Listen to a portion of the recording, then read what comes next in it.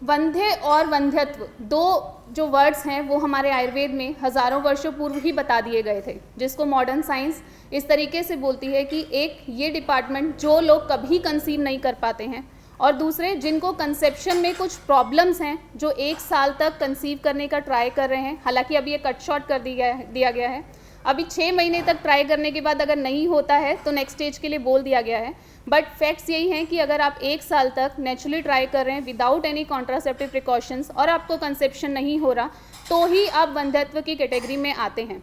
वंध्या हमारा सेकंड है, जिसमें हाइपोप्लास्टिक यूट्रस है या फिर एट्रोपिक ओवरीज हैं जिसमें ओवरी में फॉलिकल्स ही नहीं हैं, या प्रीमेच्योर ओवेरियन फेलियर हो गया है जिसमें आप आगे ट्रीट नहीं कर सकते हैं, तो वो कंडीशंस वंध्या में हैं। बहुत बार हमने प्रैक्टिस में देखा है कि बहुत सारे पेशेंट्स आते हैं जिनका FSH 32 है, 35 है, LH 40 तक है, 100 तक है, और वो आगे ये बोलते हैं कि हमें बोला गया था, वैद्य जी ने बोला था कि आप ये मेडिसिन लेंगे आपके एग्स वापस आ जाएंगे, आप ठीक हो जाओगे।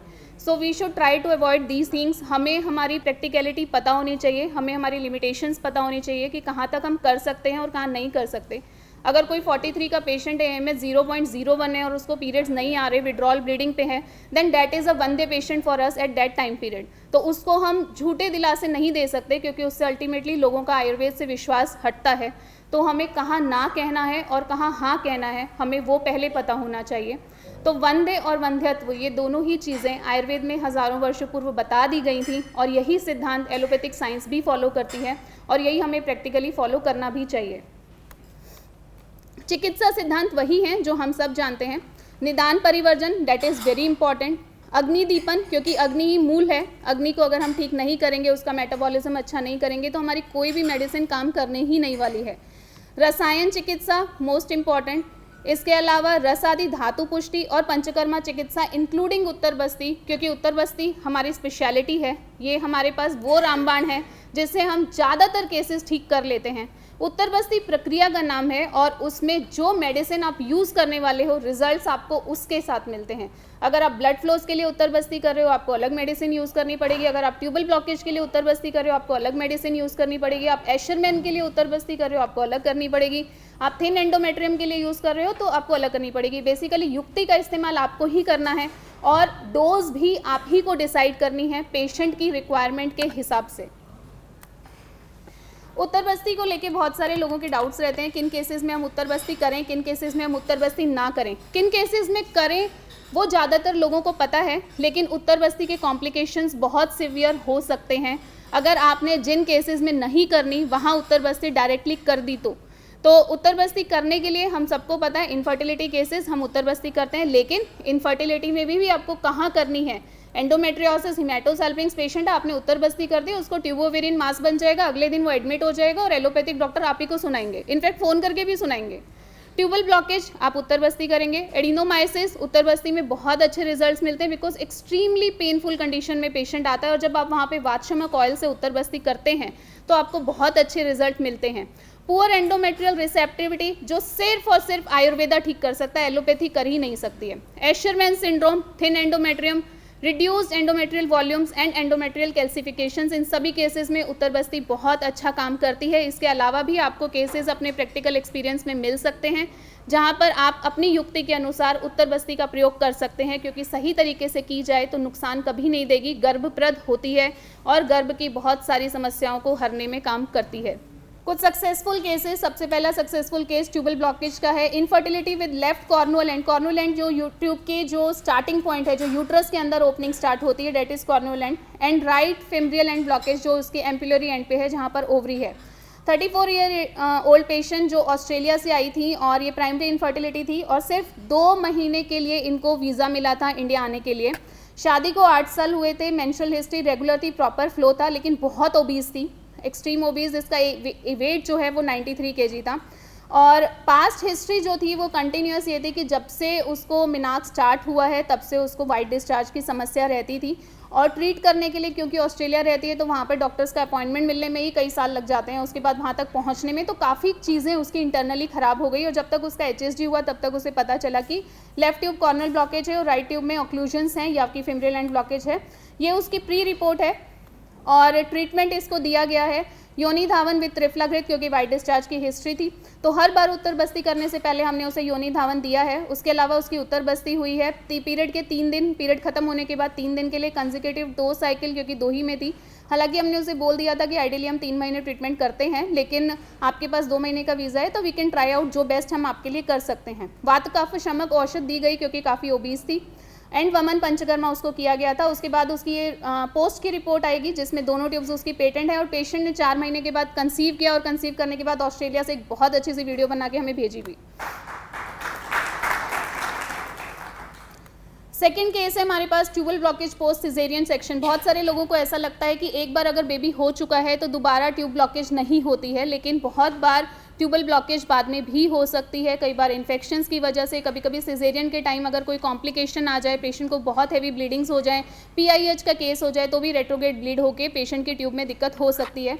ये 30 ईयर्स की पेशेंट थी, सेकेंडरी इनफर्टिलिटी थी, शादी को 10 ईयर्स हुए, previous caesarean section 7 years back, कोई कंसेप्शन उस डिलीवरी के बाद नहीं हुआ, एंड पेशेंट ने कोई ज़्यादा रेस्ट नहीं किया था, 1 साल के बाद ही ट्राई कर रही थी। सो वी थॉट कि इसकी ट्यूब ब्लॉकेज हो सकती है। हमने HSG कराया और ट्यूबल ब्लॉकेज थी, right fimbrial end left corner blockage. ये इसकी दोनों में रिपोर्ट है, प्री रिपोर्ट, जिसमें दोनों ट्यूब्स ब्लॉक हैं। इसको भी योनि धावन हम रेगुलरली अपनी प्रैक्टिस में करते हैं उत्तर बस्ती से पहले। किसी भी तरीके का हिडन नॉन हिडन अगर कोई भी इन्फेक्शन है तो वो रिकवर हो जाए। उत्तर बस्ती 3 साइकिल्स कंसेक्यूटिवली, वाटशमन मोशन, एंड स्लाइटली लेफ्ट ट्यूब में हल्की ब्लीडिंग रह गई थी, बट स्पिलेज फ्री था, एंड राइट ट्यूब में फ्री स्पिल था। क्योंकि ब्लीडिंग में कभी कभी एक्टॉपिक प्रेगनेंसी होने का डर रहता है, इसलिए हम चांस नहीं ले सकते थे, और हमने 1 महीने की उत्तर बस्ती उसकी एक्सटेंड कराई। पर जिस साइकिल उसकी एक्सटेंड कराई उसी साइकिल में ये पेशेंट ने कंसीव करी, और ये इसकी प्रेगनेंसी की रिपोर्ट है। Third case, infertility with tubal blockage, hydrosalpinx and endometriosis. आज के समय की सबसे बड़ी प्रॉब्लम जो है वो एंडोमेट्रियोसिस की है। ऑलमोस्ट 10 में से 4 लोग आपके पास एंडोमेट्रियोसिस के लिए आते हैं, और एंडोमेट्रियोसिस ने आयुर्वेद के दरवाजे सबसे ज़्यादा खोल दिए हैं हमारी अच्छी प्रैक्टिस करने के लिए। बिकॉज जिस मोमेंट आपको एंडोमेट्रियोसिस डायग्नोस होता है उसी मोमेंट बोल दिया जाता है कि आप IVF करा लो, और पेशेंट डायरेक्टली IVF नहीं कराएगा। बहुत सारे लोग अफोर्ड भी नहीं कर पाते, एंड उससे भी इम्पॉर्टेंट, एंडोमेट्रियोसिस के पेशेंट की IVF की सक्सेस सिर्फ 30% है। ये WHO की गाइडलाइंस हैं। तो एंडोमेट्रियोसिस IVF में सक्सेस नहीं होता, और ये भी वो लोग साथ साथ बता देते हैं, and that too with donor egg. तो हमारे लिए एंडोमेट्रियोसिस ट्रीट करना बहुत अच्छा है, और एंडोमेट्रियोसिस आयुर्वेद से ठीक होता है। आप ट्रस्ट करिए, ऑलमोस्ट 60% एंडोमेट्रियोसिस केसेस हमारे सक्सेसफुली कंसीव करते हैं with in 6 months of treatment.